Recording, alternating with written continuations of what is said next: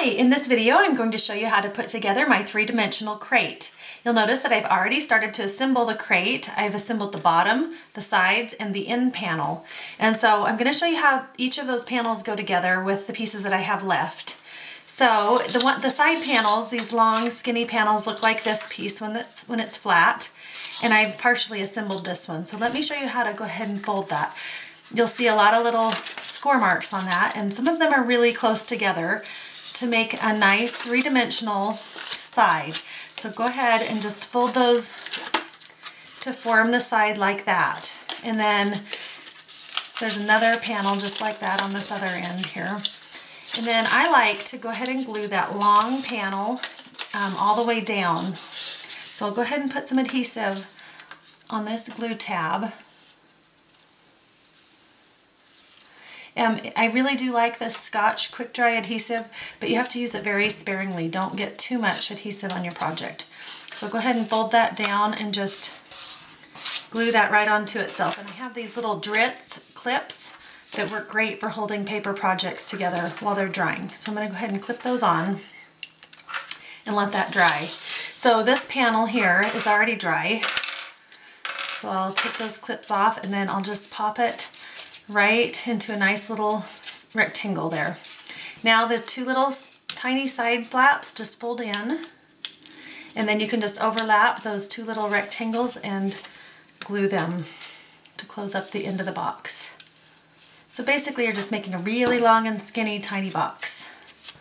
Okay, I'll hold that down on the table and let that dry while I do the other end.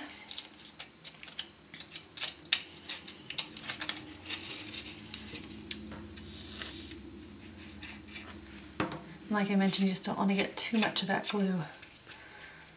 But it is a nice firm hold on these little tiny pieces, so I do like it for that. Okay, so I'm just going to let that dry for a minute. Okay, while that's drying, I'll just set it off to the side here, and we'll work on the end panel. And it's the exact same principle. You're just going to fold those tiny little sides and go ahead and glue the glue tab down. I'm just going to roll that so I can glue right there.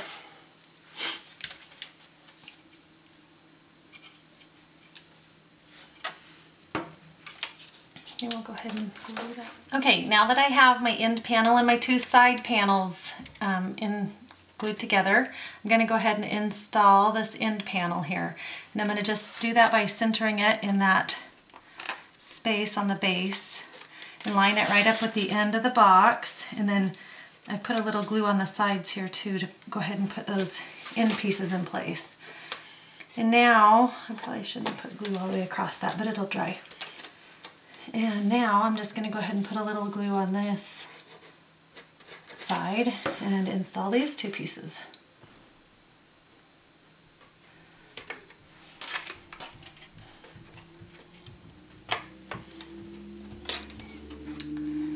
Just do your best to kind of line those up where you want them to be.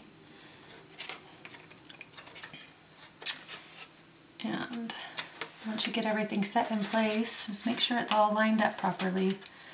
And just, you'll want to push down. And just let everything glue. If something doesn't feel nice and sturdy, you can always re-glue a little bit later. But try to get things set.